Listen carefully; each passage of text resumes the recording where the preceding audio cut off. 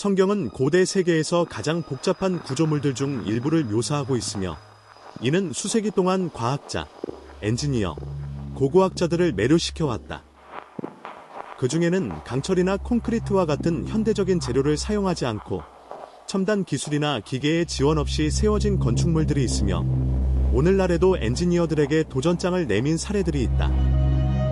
이들 작품 중 일부는 자연재해나 인간의 재앙을 견디기 위해 설계되었고 다른 것들은 권력과 힘의 상징으로 사용되었으며 또 다른 것들은 전쟁터와 포위 공격에 견딜 수 있는 방어 기능을 수행하였다. 불행히도 일부는 시간의 시험을 견디지 못하고 무너졌다. 본 연구에서는 이러한 구조물들을 종교적 또는 역사적 상징으로 보기보다는 사용된 재료, 건설 방법, 물류, 그리고 그들의 물리적, 기술적 결과를 포함하는 실질적인 프로젝트로서 집중적으로 분석한다. 이들의 창조 과정을 완벽히 이해하는 것만이 왜 이들이 인류 역사의 중요한 위치를 차지하는지를 설명할 수 있다. 모든 것은 비록 가장 크지는 않았지만 일련의 놀라운 사업들을 시작한 프로젝트에서 시작된다. 어떤 성전 성소, 강력한 성벽 또는 성경에서 묘사된 탑을 건설하기 전에 성경 창세기에는 최초의 대형 건축 프로젝트가 기록되어 있다. 이 프로젝트는 노아라는 인물에게 맡겨졌으며 이는 그 자체로 그 중요성과 독특함을 강조한다. 성경에는 노아에게 홍수를 대비한 방주 건조에 관한 상세한 지침이 주어졌으며 이는 그의 가족과 동물들을 위한 피난처 역할을 했다. 방주 건설은 적절한 장소 선정과 주요 재료인 목재의 선택에서부터 시작되었다. 이 목재는 강하고 견고할 뿐만 아니라 거대한 구조물을 건설할 수 있을 만큼 충분히 대량으로 구할 수 있어야 했다. 이 과정은 즉흥적이거나 우연히 재료를 수집하는 방식이 아니었다. 이 구조물은 일반적인 선박의 정적이나 항해 원칙에 따라 설계되지 않았으며 속도나 항해를 목적으로 하지 않고 안정성과 내구성을 위해 설계되었다.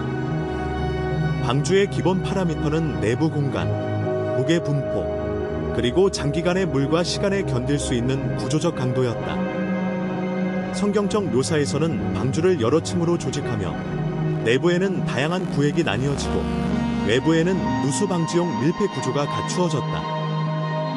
각 건설 단계는 명확한 역할을 지니며 방수와 안정성을 확보하는 것, 그리고 수년간 물의 압력과 시간의 흐름 속에서도 구조를 유지하는 것이었다. 방주의 건설은 우연히 이루어진 것이 아니며 반복적이고 치밀하게 계획된 과정을 통해 이루어졌다. 반복 작업과 인력의 지속적인 투입, 정밀한 시공이 요구되었다. 구조상의 오류는 전체를 위협할 수 있었기 때문에 이는 엄격한 계획과 성실한 실행을 필요로 했다. 비록 성경에 묘사된 사건들에 관한 학문적 논의가 끊임없이 계속되고 있지만 종교적, 역사적 인식 속에서는 노아의 방주를 하나의 작동하는 프로젝트로 간주하며 구체적인 목적을 위해 설계된 것으로 여긴다. 큰 재앙 앞에서 생존자들에게 도움을 주기 위한 정밀한 기술적 해결책으로서 홍수 이후 성경은 인류의 최초의 대규모 공동 프로젝트 중 하나를 묘사한다. 창세기에서는 노아의 후손들이 시나르 평원에 정착하여 바벨탑이라 불리는 거대한 구조물을 건설하기 시작했다고 기록되어 있다. 이 탑은 종교적, 상징적, 이데올로기적 기능 외에도 신기술의 적용이 돋보였으며 성경은 특히 구온 벽돌과 이음새를 채운 벽돌이라는 혁신적인 재료를 강조한다. 이는 당시 건축 기술의 혁신을 가져왔으며 구온 벽돌의 사용으로 구성 요소의 대량 생산, 표준화, 작업 속도 향상이 가능해졌다. 이러한 특성들이 바로 탑을 실현하는 데 핵심이 되었으며 그 크기와 높이의 건축물을 완성하는 데 있어서 필수적이었다. 사용된 재료 역시 우연이 아니었다. 메소포타미아 지역은 석재가 드물고 점토가 풍부했으며 이 지역에서 점토를 다루고 벽돌을 구울 수 있는 기술이 결정적이었다. 이를 통해 신전 또는 거대한 지고레트라고 불리는 거대이고 웅장한 구조물들이 만들어졌으며 시간이 지남에 따라 당시로서는 이례적인 높은 높이까지 도달하였다. 탑의 본질적인 설계 목적은 방어 또는 주거가 아니었으며 무엇보다 인간의 천공을 향한 야망, 물리적, 영적 경계를 넘으려는 의지를 반영하였다. 따라서 오늘날의 기술과 물류 관점에서는 이 고대 구조물들이 소박하거나 실용적이지 않게 보일 수 있지만 성경 시대의 주민들 입장에서는 뛰어난 공학적 업적이었다. 이들은 내구성, 규모, 기능 등에서 새로운 표준을 세운 성과였으며 그들의 건설은 인간 정신이 역경을 극복하며 야심찬 계획을 실현하려는 능력을 분명히 보여준다. 이 계획의 주목적은 뚜렷하고 명확했으며 멀리서도 인상적이고 단결과 사회적 지속성을 상징하는 원심력 있는 중심 상징으로서의 탑을 세우는 것이었다. 성경 본문은 이 계획의 동기를 명확히 밝히며 흩어짐을 방지하고 권력을 한 곳에 모으려는 의도를 강조한다. 기술적 관점에서 이 목표를 이루기 위해서는 정확한 작업 조정뿐 아니라 모든 건축자가 공통으로 사용하는 언어, 그리고 작업의 일관성과 통일성을 보장하기 위한 반복적 과정을 필요로 했다. 또한 각 단계마다 엄격한 감시와 관리가 이루어져야 계획대로 차질 없이 진행될 수 있었다. 실제로 이러한 구조는 개인 노동자의 힘보다는 전사회적 조직된 행동에 더 의존하였으며 이는 고대 시대에 매우 드문 일이었습니다. 그 시대의 사회는 종종 개인의 능력과 지역 전통에 기반하여 운영되었기 때문입니다. 성경 이야기는 건축자들 간의 의사소통이 단절된 순간에 멈춥니다. 공동 언어 없이는 이 프로젝트를 더 이상 계속할 수 없게 되었으며 이는 대부분 표준화와 엄격한 조정에 의존한 것이었습니다. 결국 작업이 중단된 것은 건설물이 무너졌기 때문이 아니라 조직적 실패 때문이었습니다. 고고학의 관점에서 증거는 메소포타미아에 실제로 거대한 지구라트들이 세워졌음을 보여줍니다. 가장 잘 알려진 것은 바빌론의 에테멘안키로 고대 문서에서는 하늘과 땅을 잇는 집이라고 불립니다. 이 지구라트가 창세기에서 묘사된 탑인지에 대한 단호한 증거는 없지만 구조와 아이디어의 유사성은 매우 명백합니다. 바벨탑은 고대의 대표적인 방어 또는 인내의 목적을 위해 만들어진 건축물과는 다른 일종의 특별한 건설 프로젝트를 상징합니다. 그 탑은 아마도 인간의 힘을 강화하고 자신의 한계에 도전하려는 의도를 가지고 있었을 것입니다. 그리고 바로 이 목표가 성경 이야기에서 프로젝트의 중단을 이끈 것입니다. 높은 탑을 건설하려는 시도는 결국 한 공동체의 일원임을 잊고 특정 민족과 부족들을 중심으로 하는 상징적 의미로 변모하게 되었습니다. 이 경우 아브라함의 후손들은 이집트에서 노예가 되어 여러 세대 동안 외국 왕조의 지배 아래 놓이게 되었습니다. 성경 기록에 따르면 이 공동체는 오랜 여행 끝에 해방되었으며 그 절정은 출애굽, 이집트 탈출이었습니다. 광야를 떠나는 동안 모세는 하나님으로부터 규칙, 법률, 지침을 받아 이 방랑하는 민족의 생활을 조직하고 규제하는 데 도움을 받았습니다. 이 맥락에서 도시의 울타리 밖에서 정착하지 않은 땅에서 새로운 형태의 구조물이 등장하게 되었습니다. 탑이 아니라 이동이 가능하고 휴대할 수 있는 구조물로 광야를 가로지르며 민족을 도울 목적으로 설계된 것이었습니다. 성경은 이때 특별한 시도를 기술하는데 그것은 회막이라 불리는 텐트입니다.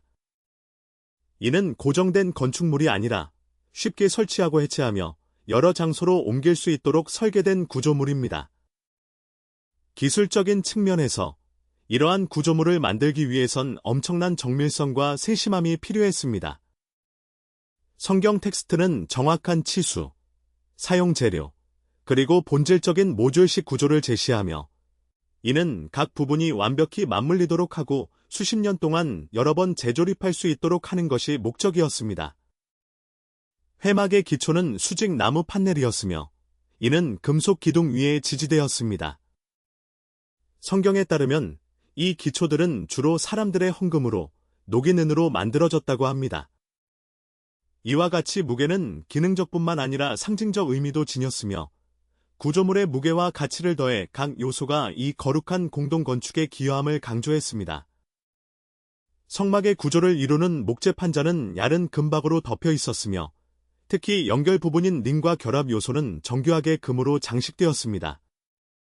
이러한 엄격한 장식 마감은 미적 가치를 높일 뿐만 아니라 건축자에게 매우 정밀한 작업과 첨단 기술을 요구했으며 구조가 복잡해지고 무게 분배와 하중 관리에 세심한 감독이 필요했습니다. 이 판자들은 주된 지지 역할을 하며 단단하고 폐쇄된 원형으로서 커튼, 덮개, 내부의 다양한 요소들을 안정적으로 지탱할 수 있었습니다. 전체 구조의 안정성은 각 요소의 정밀한 조정과 은받침대에 올바르게 자리 잡는 것에 크게 의존했으며 이 은받침대는 안정적인 기초 역할을 했습니다. 맞춤의 오류나 부적절한 배치는 전체 구조의 무결성과 안전을 위태롭게 할 수 있었습니다. 지붕은 겹겹이 쌓인 여러 겹으로 이루어졌으며 각각은 명확한 역할을 가지고 있었습니다.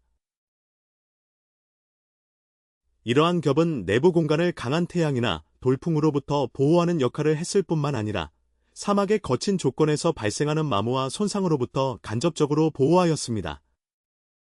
층의 배치는 무게 계산, 각 요소의 적절한 고정, 하중의 균등 분산이 필요했으며 이는 폭풍이나 강한 바람이 부는 동안 이동이나 넘어짐을 방지하기 위함이었습니다. 모든 성막의 부품은 이동이 쉽도록 설계되었으며 이는 여정을 하는 동안 특히 중요한 요소였습니다. 금박 처리된 막대는 구조물을 손상시키지 않으며 이동을 용이하게 하는 역할을 했으며 어느 것도 너무 크지 않아 운반이나 해체, 재조립 과정에서 빠르게 이동할 수 있도록 했습니다. 건설의 모든 단계는 원활하게 일정에 맞춰 진행되어야 했으며 전체 시스템이 끊임없이 움직이는 사람들의 흐름에 따라 제때 완성될 수 있도록 했습니다. 철저한 물류 조직이 필요했고 각 부품은 정해진 역할을 수행하며 안정성과 기능성을 확보하기 위해 정밀한 순서대로 설치되어야 했습니다. 성막은 모듈형 시스템으로 작동했으며 건설 단계별로 서로 의존하며 전체 구조는 단계별로 만들어졌습니다. 또한 구조뿐만 아니라 내부 공간 배치도 신중하게 계획되어 각 영역은 명확한 기능을 갖도록 조직되어 있었습니다. 내부 공간에는 명확하게 규정된 계층 구조가 자리 잡고 있었으며 이는 엄격한 질서와 명료성을 반영하였다. 가장 중요한 구역 중 하나는 일상적인 종교적 행위와 의식을 수행하는 성소로 신자들이 접근할 수 있도록 되어 있었다. 이 성소의 중앙에는 가장 성스러운 부분이 있었으며 장식적인 휘장으로 다른 곳과 구분되어 있었다. 이를 성소의 성소라고 하며 접근이 엄격히 제한되고 통제되었다. 이 구역 안에는 언약궤가 위치했으며 이 특별한 유물을 보관하기 위해 내부 공간을 특별히 준비하였다. 내부 공간은 이 유물을 안전하게 수용할 수 있도록 하면서 시각적, 실질적으로 나머지 공간과 분리되도록 설계되었다. 언약궤의 존재는 이 구역의 기능뿐만 아니라 내부 배치, 벽 높이, 구획, 출입 시스템에도 영향을 미쳤다. 성소 내부에는 또 다른 정해진 요소들이 배치되었으며 이들은 정밀하게 위치해야 했다. 예를 들어 등잔, 메노라, 은 하나의 금속 조각에서 조각된 고대의 네팔롬 등잔으로서 내부를 지속적이고 신뢰할 수 있게 밝혀주는 역할을 하였다. 특히 당시 인공 조명이 없던 시절에 중요한 역할을 했다. 성소 안에는 이외에도 중요한 다른 요소들이 있었는데 한쪽 벽에 위치한 향단과 보여주기용 빵상, 그리고 성스러운 곳과 가장 성스러운 곳을 구분하는 벽에 붙인 제단 등이 그것이다. 이 모든 요소들은 정밀한 기획과 세심한 배치를 필요로 했으며 불, 빛, 환기를 지속적으로 유지하는 안전장치 역시 갖추어져 있었다. 이것들은 의식 중 화재, 빛, 공기순환 관련 위험으로부터 보호하기 위해 설계된 것이다. 이 첨단 구조의 모든 측면에서 기능성과 안전성 원칙은 미적 요소와 영적 의미와 조화를 이루어 종교적이면서도 실용적인 공간을 형성해야 했다. 이러한 유형의 시설을 조성하려면 철저한 공간 설계, 견고한 기초, 효과적인 화재 방지 시스템이 필수적으로 수반되었으며 목재와 천 등 가연성 재료로 구성된 장소라는 점을 고려할 때 더욱 중요했다. 내부 구성 요소에는 촛대 모노라와 케이스 등 귀중한 금속으로 제작된 요소들이 포함되었으며 이는 전체 구조물의 무게를 크게 늘렸다. 따라서 바닥과 기초는 이 부유한 장식물들이 가하는 무게를 안전하게 지탱할 수 있도록 적절히 강화되어야 했다. 성경에는 이와 관련된 다른 기록도 있는데 이 장소의 이해와 기능에 직결된 요소다. 전체가 완성되고 조립된 후 회막 위에는 구름이 떠올랐으며 여호와의 영광이 장막 전체를 채웠다. 이 부분은 하나님의 임재가 매우 강렬해서 모세조차 그 순간에 성막 안으로 들어갈 수 없을 정도였음을 보여줍니다. 그 이후로 구름은 단순히 하나님의 임재를 상징하는 것에 그치지 않았으며 이스라엘 백성들이 광야를 행진하는 동안 자연스럽게 참조하는 기준점이 되었습니다. 구름이 회막 위에 떠 있을 때는 계속해서 출발할 때였다는 의미였고, 그때는 백성이 길을 떠났으며 구름이 멈춰 있을 때는 이제 정착하는 시기임을 나타냈습니다. 이 상징성은 또한 텐트가 단순한 임시 구조물이 아니라 광야 전체를 조직하는 핵심 중심지였음을 뚜렷이 보여줍니다. 이 중심점을 기반으로 한 조직 모델은 텐트 자체뿐만 아니라 이후 예루살렘 성전의 건축에도 영향을 미쳤습니다. 성스러운 장소와 불결한 성역 간의 경계는 종종 유동적인 개념이 아니게 되었으며 영구적이고 장엄한 형태로 고정되어 후대에 더 크고 복잡한 성전 건축에 견고한 기반이 되었습니다. 따라서 비록 텐트가 광야에서 임시적이고 이동 가능했지만 그 핵심 원리와 조직적 기능은 영구적인 토대를 갖추게 되어 이것이 곧 예루살렘 성전의 건축에 직접적인 영향을 미쳤습니다. 바로 이 텐트가 성전이 건설되기 전에 존재했으며 동시에 성전을 정의하는 구조였던 셈입니다. 이후 돌, 나무, 금으로 만들어진 거대한 성소로 확장된 구조물의 기초가 되었습니다. 광야를 떠난 이후 이스라엘 백성은 약속의 땅에 도달하였으며 임시성을 대표하는 이동식 구조물은 더 이상 단순한 종교적 중심의 상징이 아니라 다른 맥락에서 활용되었고, 변화하는 무대는 새로운 해결책을 요구하게 되었습니다. 땅을 정복하는 과정에서는 먼저 요새화된 도시인 예리고를 점령하는 일이 주요 단계였는데, 이 도시는 방어를 위해 신중하게 건설된 것이었으며 주민들의 안전을 확보하는 것이 주 목표였습니다. 그러나 예리고의 성벽은 단순한 벽이 아니었습니다. 여러 겹과 복잡한 구성 요소로 이루어진 확장된 방어체계였으며 견고한 돌기초와 밀집된 흙층, 높은 외부 벽체가 다양한 보호층을 형성하여 오랜 포위에도 견딜 수 있는 잘 설계된 방어 시스템이었습니다. 이러한 설계 덕분에 벽은 두꺼워졌으며 적들이 들 문이나 성벽 꼭대기에 올라오는 것도 어렵게 만들었습니다. 구조적으로 예리코는 고대 세계에서 가장 효과적이고 잘 계획된 요새 중 하나였으며 오랜 포위 기간 동안 버틸 수 있도록 설계되어 있었습니다. 그러나 고고학적 발견은 이 벽이 무너진 방식에 대해 매우 특별한 정보를 보여줍니다. 일부 곳에서는 내부의 갑작스러운 균열과 심각한 붕괴 흔적이 선명하게 드러나 있는데, 이는 벽이 내부에서 돌연히 무너진 것임을 시사합니다. 이 현상은 특히 매혹적입니다. 왜냐하면 포위된 요새의 방어 표준 모델에서는 손상이 보통 외부에서 발생하는데 적이 구조를 외부에서 침입할 때 생기기 때문입니다. 그런데 이 경우 구조적 흔적은 주로 내부에서 주요 붕괴가 일어났음을 시사하는데, 이는 매우 이례적이며 이러한 재앙의 원인에 대해 심각한 의문을 제기하게 만듭니다. 또 하나 영향을 미칠 수 있는 요인은 도시의 지질학적 위치입니다. 예루살렘은 높은 지진 활동 지역에 위치해 있으며 이는 토양이 완전히 안정적이지 않았을 가능성을 뒷받침합니다. 이로 인해 갑작스러운 붕괴나 벽돌 무너짐이 일어났을 수도 있습니다. 이 모든 요소들은 한편으로는 예루살렘이 역사적이고 군사적으로 매우 중요한 곳으로 보이게 하고, 다른 한편으로는 자연과 토양 구조와 관련된 예측 불가능성과 이상한 현상들이 특징인 곳으로 만듭니다. 성경은 예루살렘의 붕괴를 도시 주변을 일정하게 돌며 며칠간 행동한 후 발생한 사건으로 묘사합니다. 그곳에서는 포위 공성 기계 사용이나 굴파, 화재 등에 대한 언급이 없으며 전체 묘사는 도시가 갑자기 완전하게 무너졌다는 데 집중되어 있습니다.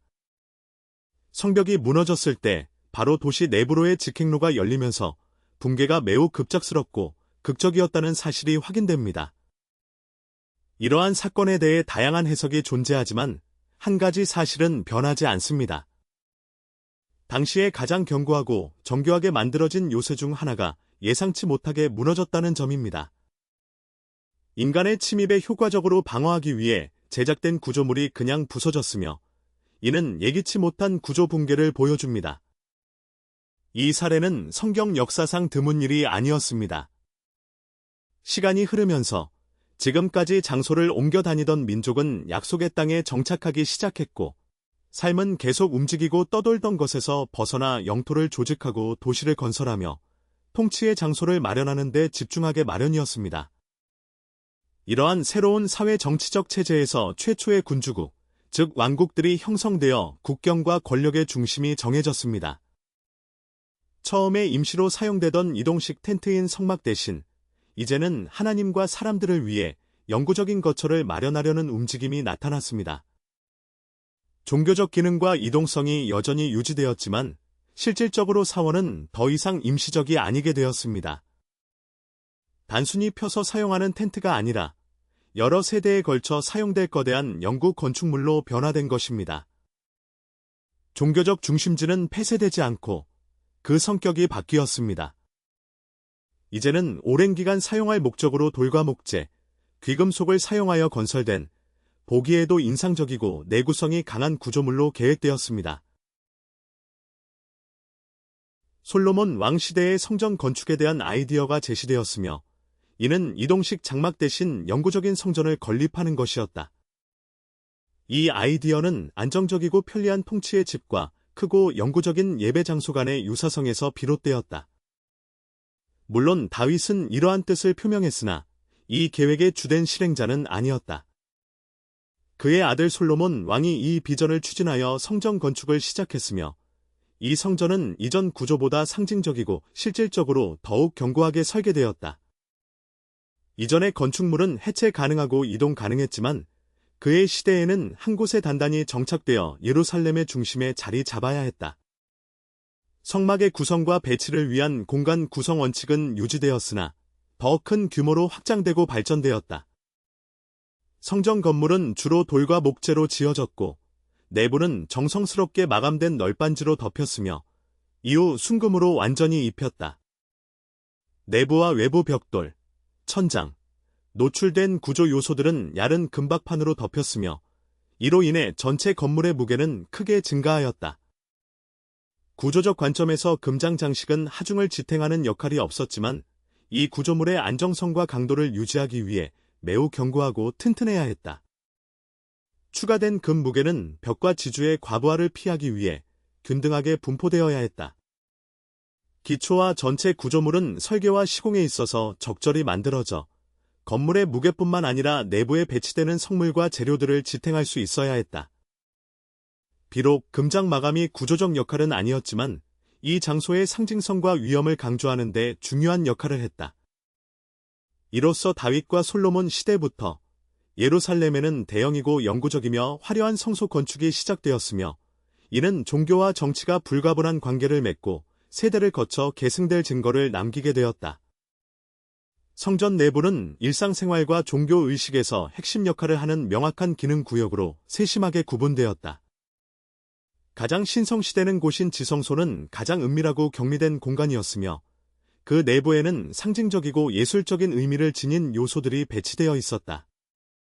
그 중에는 목재로 제작되어 전적으로 금으로 장식된 두 개의 거대한 세라핌 케루빔이 있으며 이들은 성스러운 방 중앙에 자리 잡고 있었다. 이 상징물들은 단순한 장식적 기능을 넘어서 신성한 위엄과 보호의 의미를 담아 깊은 종교적 상징성을 지녔다. 유화 중에는 천사상 외에도 벽에 새겨진 도상으로 된 상징적 부조와 식물 무늬를 보여주는 조각, 영적 의미를 지닌 상징과 인물들이 남아있다. 이 모든 장식들은 천사상과 마찬가지로 금으로 도금되어 있었으며 이는 그들의 독특함과 성전의 화려함을 강조하기 위한 것이었다. 동시에 이는 주요 건축 작업이 끝난 후에도 계속된 정교하고 세밀한 마감 과정을 보여준다. 이러한 요소들을 제작하기 위해 사용된 목재는 주로 향나무였으며 멀리 떨어진 근동 지역에서 운송해야 했다. 이는 육로와 해상 모두에서 복잡한 물류를 필요로 했다. 무역계약 체결과 재료의 적절한 보관이 요구되었으며 원료 선택, 운송, 가공, 조립에 이르는 전체 과정은 수년이 걸렸다. 이 작업은 빠르거나 임시적인 것이 아니었으며 지속적인 참여와 자원, 숙련된 장인, 꼼꼼한 품질 관리가 필요했다.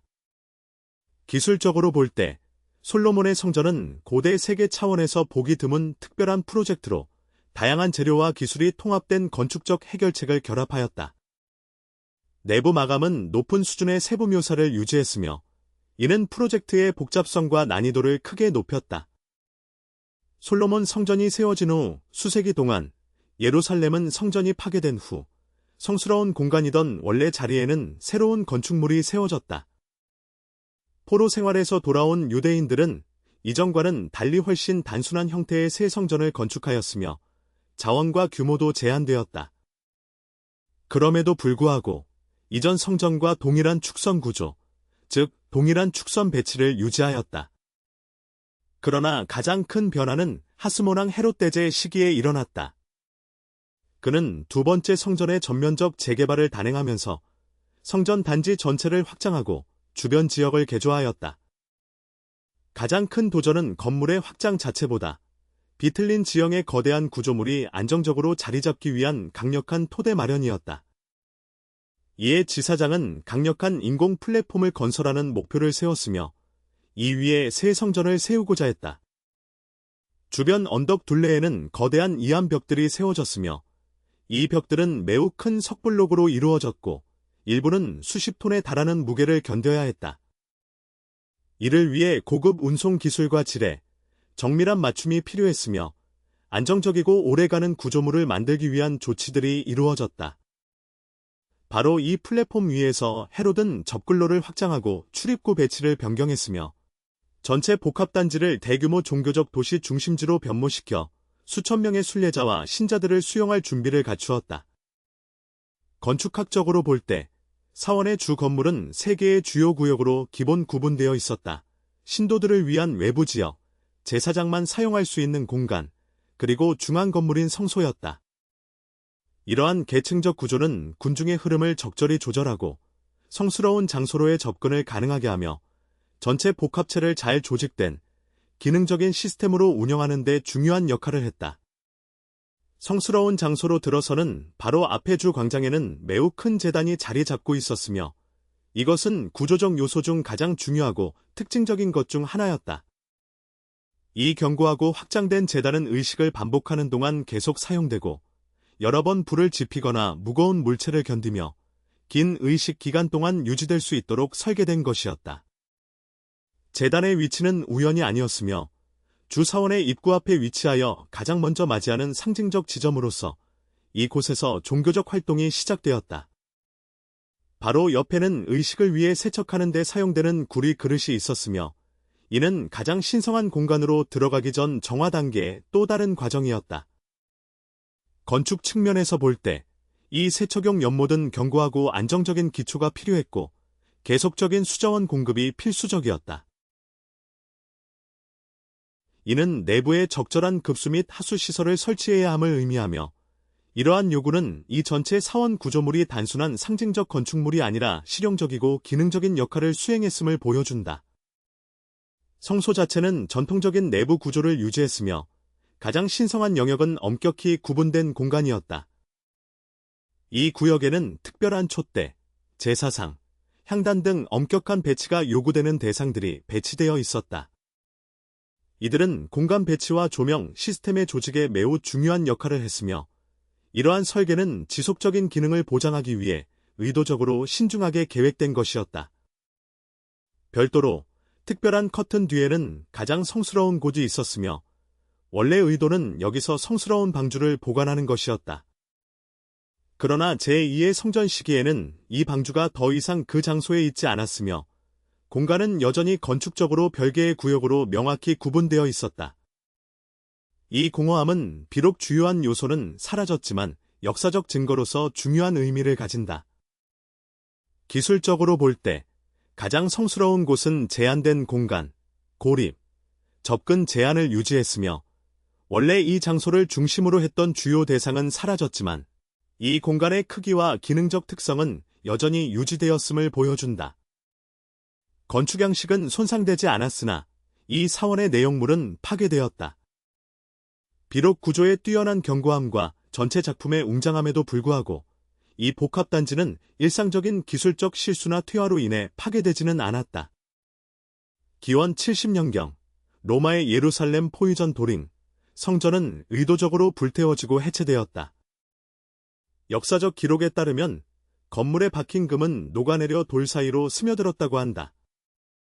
이 귀중한 금속을 회수하기 위해 군인들은 성전을 한 채씩 해체하며 돌을 부수었고 결국 이 성소의 모습을 완전히 파괴하였다.